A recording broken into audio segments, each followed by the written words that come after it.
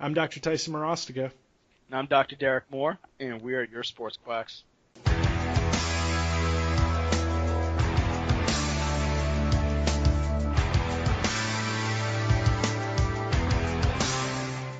All right, and welcome back to all of our sports quacks out there.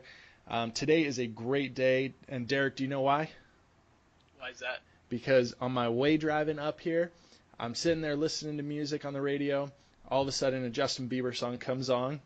Of course, I hit seek, go to the next one, and I get this absolute 80s butt rock ballad coming on. The I Can't Fight This Feeling Anymore. I believe it's an REO Speedwagon song, and I am just going at it in the car, right? More fired up than ever, right? So today is a great one. We're talking about hips and hip mobility and, hip injuries that you're going to see in the office or that you're dealing with as a patient. This is something that's extremely common because we get hip injuries from, we have non-contact hip injuries, we have degenerative hip injuries, we have, accidents that we're dealing with, especially as chiropractors. We deal with auto cases all the time. So we're going to talk a little bit about how we go about diagnosing and what are common things that we see, because it's really easy to mess up a hip diagnosis. It is extremely easy, and if you go about treating it the wrong way, you can actually make things a whole lot worse for the patient and start to cause them problems that they didn't even know they had. So Derek, tell me a little bit about how often, actually tell me about your hip protocol, or maybe I guess tell me what your thoughts are about hip mobility and the importance of it. Let's just start pure mobility. What do you think about it? I mean, like, the biggest thing for me when I'm looking at this, we'll stick with kind of like either like trunk area and including the pelvis and the hip, is how those hips are moving. And a lot of times it's not just sticking in that sagittal, just, all right, are we going to do a straight leg raise and call your hamstrings tight? It's a matter of taking a look at the transverse plane, making sure that there is a good amount of rotation in through there. And even going into adduction, abduction, understanding that when it comes to the hip, it's basically very similar to the shoulder in the aspect that it's going to be multi-action, moving a lot of ranges of motion. So you have to start to treat it as such, where it's like, okay, this has a lot of range of motion, but it's also load bearing. So there's always going to be a stability aspect to it also. I feel as though many times when people are looking at a hip injury, they're not taking into account, like you said before, okay, is this going to be a joint, bony issue? Is this going to be a capsular issue? Is this a muscular issue? Is this a strength issue? And then it's sometimes almost a little bit of an onion. You peel some of that back, you might find one thing after another. And I don't know what you normally get, but I'm kind of sick and tired of hearing that somebody has hip bursitis when they come in, and I'm just like, no, you don't. That's not what you have. So like you said, it's a matter of that proper diagnosis, and I just don't think it's I'm gonna steal a line, and this is actually completely off topic, but I'm gonna steal a line from Jason Glass. Since we're professionals here, we're not gonna edit it out. Could you turn your microphone up just a little bit for me? Yeah. All right. Much better there. All right, so I love it. So we didn't even review or even talk about much of what we were gonna say in this, and that hip bursitis diagnosis is my absolute nemesis. I hate it. Every patient who has seen a medical doctor has hip bursitis. Every single one of them. And I'm like, you got to be kidding me. Like, okay, so I had a patient who, and I remember this like distinctly. Patients got pain sitting like right on the sacrum, essentially the attachment of the piriformis, right? And we know that's like right sciatic nerve area, right on it. And they're calling hip bursitis. And I'm like, patient came in and they go, well, doctor told me I had hip bursitis and I've had 4 injections in over the last year and nothing has worked for me. And I looked at her dead straight in the face, and this poor lady's 75 years old, and I go, yeah, because you don't have hip bursitis.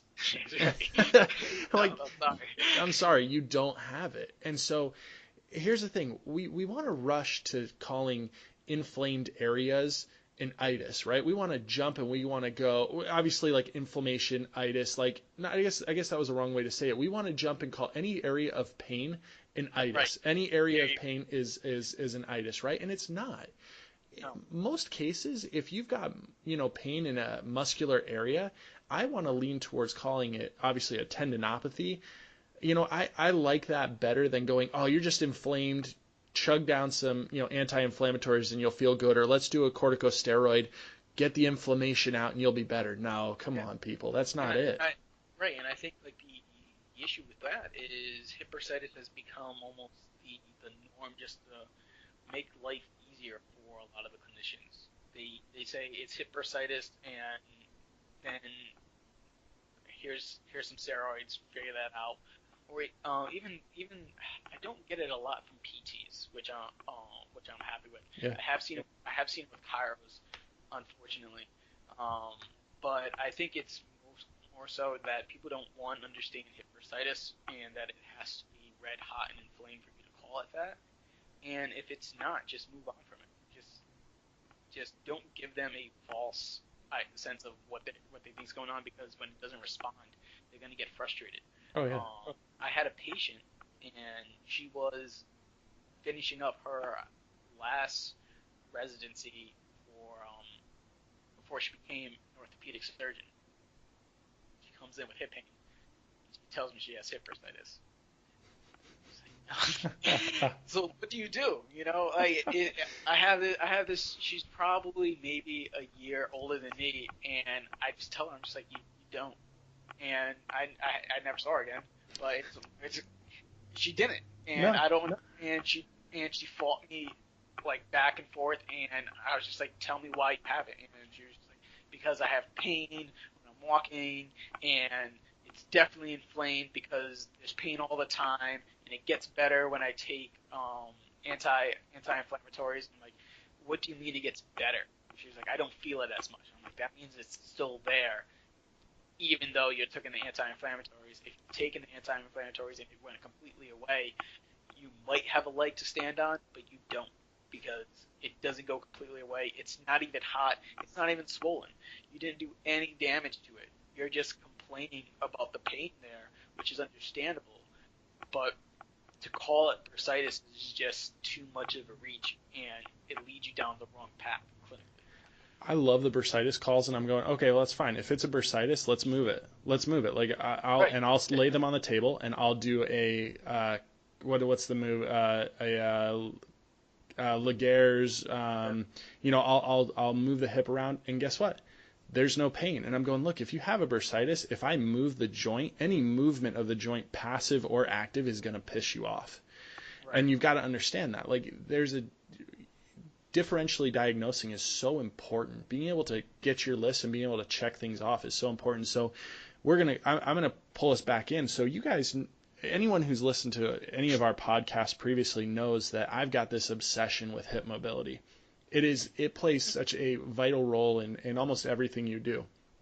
And yeah, I might go a little over the top with it, but it's something that I've I've seen a direct correlation with low back pain, knee pain, and being able to reduce hip pain through improving mobility. Now, when you improve mobility in the hip, there's a couple of ways to do it. And I've tried and tested multiple ways because honestly, coming out of school, I had no clue what actually worked. Did it work to passively stretch it? Did it work to actively stretch it? Did it work to take it to end range and load it? I never knew, right? So guess what? I had to learn in practice, how to actually treat it. And I've found, personally, when we're talking about, mobilizing, we've got to take their pain and their ability to get into positions.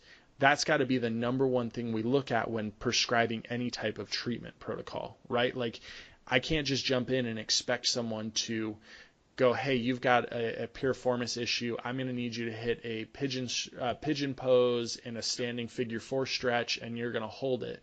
The person's going to scream it. These people, if they can't do it, that's not going to help them. You know what I mean?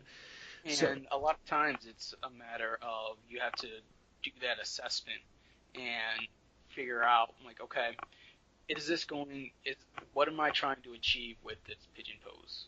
right. Like is this a 90-year-old woman who's going to fall apart by having her on the ground? Should I be trying to do this? Is this a gymnast who has all this range of motion and telling her her hip pain is because she's tight in the hip? It's just once again, it's not an accurate diagnosis. The assessment's going to be a big part of it. So let's do this. Let's go over anatomy of the hip, right? Because the biggest thing is a lot of my patients just don't understand what's going on in their hip. Like they don't understand the musculature, and that's one thing that I always find myself explaining. Any type of hip injury, the first thing I go is, look, we've got to go over, basic anatomy. What muscles do what, right? So, biggest thing is you've got the hip, like Derek said earlier. Triaxial plane. I mean, this thing can do everything, right? It can flex, it can extend, abduct, adduct, rotate for you. So let's group together muscles. Flexors, iliopsoas. Well, obviously there's more, but iliopsoas, iliacus, sartorius. Um, oh my goodness, two joint hip flexors, rectus femoris, and then your adductors. Abductors, so bringing it out to the side, are going to be your tensor fasciae lata, your glute medius, your glute minimus. Your rotators, your external rotators, your piriformis, your gemelli, your internal rotators, your pectineus, obturator, internus. Am I missing anything there? No. All right, so when we look at it, so if you're someone who has hip pain, one of the most important thing is knowing and being able to pinpoint where your pain is, right? Is the pain on the front of the hip? Is the pain on the back of the hip? Because that makes a huge difference when it comes to how we're going to look at it, right? If your patient presents with anterior hip pain, you're going to, in me personally, I'm leaning more towards, hey, is it capsular? Is it labral tear? Is it hip flexor? And I'm kind of searching and peeling my way through that onion, because that's actually a tough diagnosis. Because then you've got to jump in, is it sharp pain? Is it dull pain? Is it achy pain? Now, Derek, when you get anterior hip pain, let's go anterior first, and then we'll jump into the rear hip. Anterior hip pain, what's on your list, and how are you going in after it? So, anterior hip pain generally, it's going to be one of the biggest questions like how often are you feeling it? Because if it's anterior hip pain in the bottom of a deep squat, then I'm thinking, okay, is this person just running out of room? Is Yeah. it just anterior hip pain when they're putting their leg in like maximal extension? I'm like, okay, maybe there's a lot of tension being built up there. Is there something going on with some objective tightness somewhere that we need to start to look at? Or is the pain with that natural labral, that flexion with internal rotation, and you're just cramming up that labrum? Is that what's going on? So first is what positions are going to be provocative, and that will lead me down into a little bit of a rabbit hole, because also you have to take into account not only the muscular anatomy, but also the bony anatomy. Mm-hmm. Because if they just have a deeper hip socket, they're not going to have as much range of motion, especially in a deep squat. Right, they're not your deep squatters, exactly. Right. So they're just gonna run out of room, and they're just going to bang their architecture around, and that's just something where you just have to tell the patient. I hate when sometimes clinicians say this, because it just seems as though it can't be that easy, but it's just like, hey, you need to stop doing what you're doing that way, and that might mean for a squat, might mean not going as deep if you're not doing it competitively. That might mean having a little bit more of flex forward torso. Like there's other weightlifting cues we can do for something like that. But the first thing that I'm always looking for is, like you said, what kind of pain is it, and then what is really kind of provoking that pain? What positions are really bugging it out? Yeah. So in the front of the hip, there's a couple of cool things like that you can deal with. You can deal with impingements. Impingements are one of my most common things that I wanted. Like if I have anterior hip stuff, I'm going, hey, but when I say impingement, we can have capsular impingement. We can have really even labral impingement, less likely, but and then you can have muscular impingement, right? So for me, I'm also looking at their basically pelvic positioning, right? So if Right. somebody is coming in, they've got anterior hip pain, and they have extremely, they've got that extremely anterior pelvic tilt. I'm 100% looking and going, hey, there's got to be, most likely you're running out of space, right? Because if Right. you're going to go down into a squat, you're already pelvically tilted. You don't have a ton of room to work. And especially if you're trying to get deep into a squat, you're not going to have any room. Like I was sitting there reading. This is what I've been reading about this whole week is the um, why do something like you can't use a deep squat as like your primary source of information when you're doing an exam on a patient. Like if you're going, hey, I'm going to assess your deep squat to tell you what's wrong with your hips, like you missed so much because guess what? Their bony anatomy might not even allow them to do a Right. squat. So you're like already you're shooting yourself in the foot. Like you're already screwed. So Yeah. I'm good with doing a deep squat, but later on, after you've ruled out different positionings, right? Like if you know someone has pain when they squat in the front of their hip, and you know they have an anterior pelvic tilt, and you know that you already know that's a problem. Guess what? Like guess what? That's on your list. Like you don't need to have them squat. Let's figure out their alignment, I guess I want to call it, Mhm. and then go from there. So when I'm looking at impingement, I'm looking at sharp pain in the front. When I'm looking at like capsular tears, obviously capsular tears are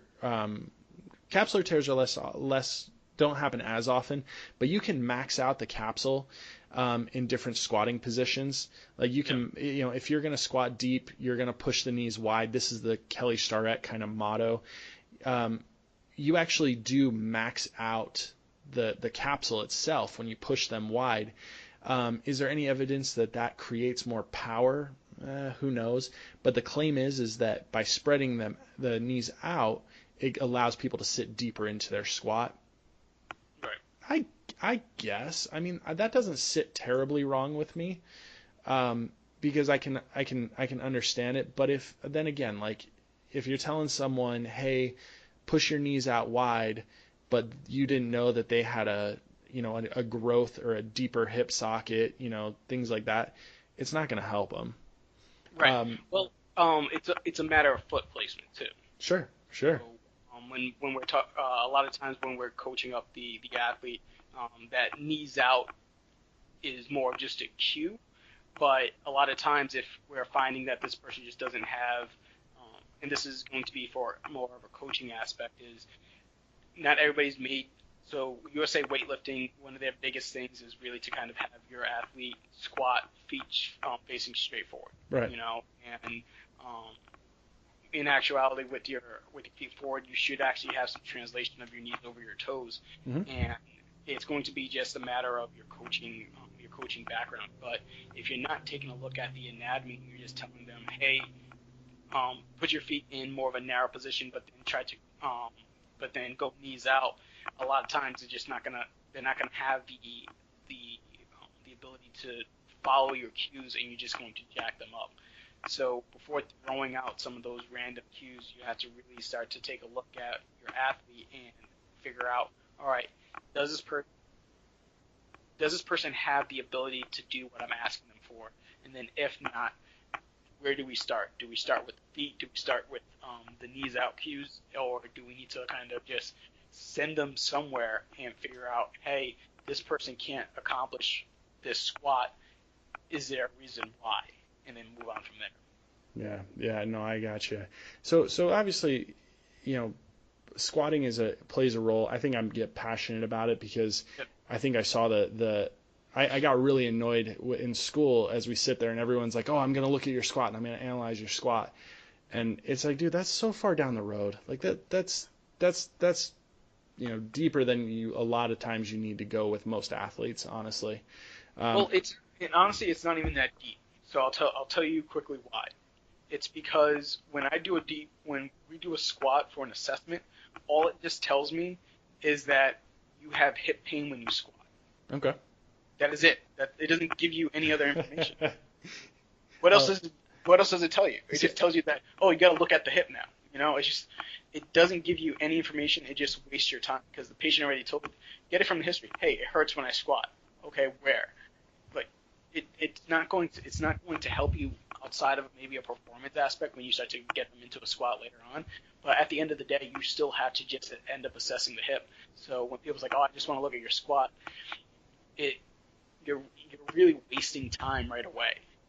It's not going to tell you anything besides that, hey, it hurt. You have hip pain when you squat, which yeah, he already, yeah. which he or she probably already told you. They already told us. We already know exactly, and maybe you can get them into the squat to show you the exact point where they feel pain. Like, do they feel pain at parallel? Do they feel pain, past parallel? Do Oh, they feel it when they're coming up out? do they have a bad squat? And then all of a sudden you look at it and you're just like, oh, you just have a bad squat. Yeah. But for people to look at the squat and say like, oh, you probably have some hyperactive adductors, and that adductor magnus is biting at you, and you're just like, no, you don't know that. You haven't done anything. Right. So let's jump to posterior hip, right? So posterior hip is probably the thing that I see most often, right? Like, I see the anterior hip as, some of my older patients, things like that, degenerative hip issues. One thing I probably should mention, if you're seeing someone who is, older patient, no hip mobility, and they've got anterior hip pain, you need to be thinking, possible labral tear. Labrums tend to tear with degenerative issues, so I want to make sure I throw that out there. But posterior hip is so unique to me because the way that the muscles function kind of blows your mind a little bit, right? So you have muscles that attach all the way around the rim of the ilium and out onto the hip, which act as your abductors, and then you've got internal and external rotators that sit extremely deep, but actually you have rotators that, depending on the position of the femur, actually change their function, right? And that's something that's so important to understand, and that's so often missed by trainers and by, well, mostly, to be honest, I see it more by trainers, and I see it oftentimes by golf coaches, is that we go, like, the piriformis stretch, right?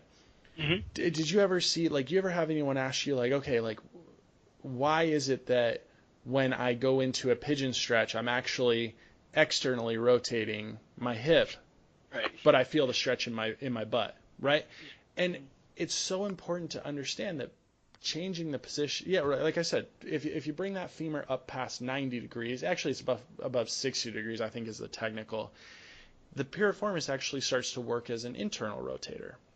So that's why when you're going and you're treating the piriformis, like or rear hip, you've got to understand that dynamic. You've got to understand that certain muscles sit deep to each other. There's a layering issue, and being able to have that feel of what you're looking for. A lot of times I go through ranges of motion, but I use my palpation skills as a big tool to understand the tissue, understand what's going on. Right. And you have to also, along with that, is as you're palpating or moving the joint, like you said, what position is the patient in? Are you doing it while they're seated? Are you doing it while they're prone or supine? A lot of times when I see people checking internal, external rotation, the patient will be on their back. So what you do, you bring that leg up past that 60 degrees. You need to know, okay, if I bring this leg internal, that what muscles are now primarily involved versus bringing it external. Because once you lay it down, if you roll them on their stomach and you're doing almost like a modified Craig's test, and you just bring the leg back and forth, and you're looking, and you're just like, okay, well, why doesn't this make sense? And a lot of times, just like, oh, you got to remember that your internal rotators and your external rotators end up switching. So as a clinician, don't get caught in that mess where you're just figuring out, like, okay, what's actually going on here? That position change is going to be a major role. Right, exactly. Too many people jump in and we do Faber's and Laguerre's, right? Faber's is like your figure four, knee laying down. Laguerre's is Faber's in the air, right? Like that's the whole rhyme to it, right? So you bring it up past 90 and you retest. Well, yeah, you're retesting, and you're going to go, oh crap, the internal rotators are tight. Well, no, the piriformis might be tight. So that's Right. why for me, when I assess hip, like you said, I've got them face down, completely flat flex position, or sorry, extended position, neutral Yep. position. I'm checking internal, external, and then I go, okay, let's test it supine and see where we're at, because that gives me a better sense of really what's going on. And so for me, I'm jumping in. So I mean, obviously we always deal with patients with sciatica, right? Hip problems and sciatica go hand in hand, but let's be honest, sciatica is, in my opinion, rarely comes from the in a healthy, normal patient who has no trauma, no nothing, no traumatic injury, and they've got sciatica. 99% of the time, it's going to be something related to the hip and possibly a double crush syndrome kind of situation. Hmm. Some It's type of hypersensitivity coming from the back that the hip might be making a little bit worse. But yeah, it's exactly. it. A lot of times it's not as uh, sadly say it's not as complicated as some people try to make it. Yeah, you see, sciatica is a really interesting thing because everyone will claim as soon as someone feels leg pain, they claim they got sciatica, right? And then no one really knows what it was. And we're going to talk about sciatica multiple times. We're going to have multiple podcasts about that, no doubt. But today I was reading an article written by an MD, right? Written by an MD, and basically what it was talking about sciatica, and it was 3 pages worth, pretty long, written out. And essentially what he said is he goes, it was why does sitting down flare up your sciatica, right? Mm-hmm. And the claim that he made was that the 100% the reason why is that as you sit down, your discs compress more, right? Because seated position puts the most pressure on the discs, and we learned that, and I understand that. But he claimed, and he said, the reason why is because you have more fluid on the inside of your discs. When you have more fluid, it pushes out backwards, and it pushes into the nerve and sensitizes the nerve, right? And exactly right. I did that same thing. I went, ooh, buddy, you just botched that one, right? Yeah. And the reason why is because number one, if you have a lot of fluid in the discs, number one, they're not gonna give, right? They're gonna be able to support a lot more weight, right? Less fluid in the discs equals more push out into the spine, right? More give, and I get that. Number two is that if it's pushing against the spinal cord itself, most likely, like if you're saying, I guess it could be the IVF, more into the IVF, but still, most likely you're going to get it down both legs, right? I mean, my biggest issue with that is more of, was he saying that they had a disc herniation? Or was he just saying, like, hey, if you have a big, juicy disc, you're going to, like, your back, that might bother your piriformis. If you have a big juicy disc, Yeah, it's going to give you sciatica, no because joke. that's just weird, because then what's a healthy disc? Yeah, right? Exactly. Do you want to Doesn't make any deflate? sense.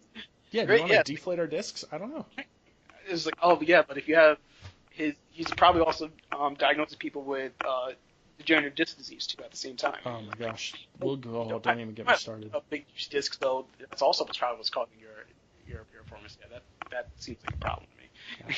Yeah, exactly, man. It's the hip is such a unique thing, and I love treating and working with patients with hip injuries, and we're going to jump into this more. It looks like we're kind of running out of time here today, but if you're someone who has hip pain, make sure that you go to someone who actually, when somebody talks to you, when you go to any healthcare provider, make sure that they can talk to you about the anatomy of the hip, Mm-hmm. because when they go over the anatomy and they can explain to you what muscles do what, how they interact with each other, how they interact with the nerves, and that gives you a better idea and plan of attack to really chip away at your pain and discomfort. If you're a provider who doesn't feel comfortable with hips and is something that you're not sure about, just start to read, start to go find stuff, listen to the guys out there,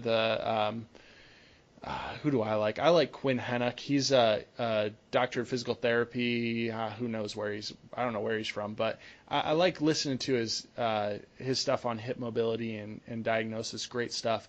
But yeah, dig in. Try and find some more stuff, because you'll find the more the stuff that you try to uncover, you're going to start providing better and better care for your patients. So yeah, thank you everybody for listening, and we'll catch you next time.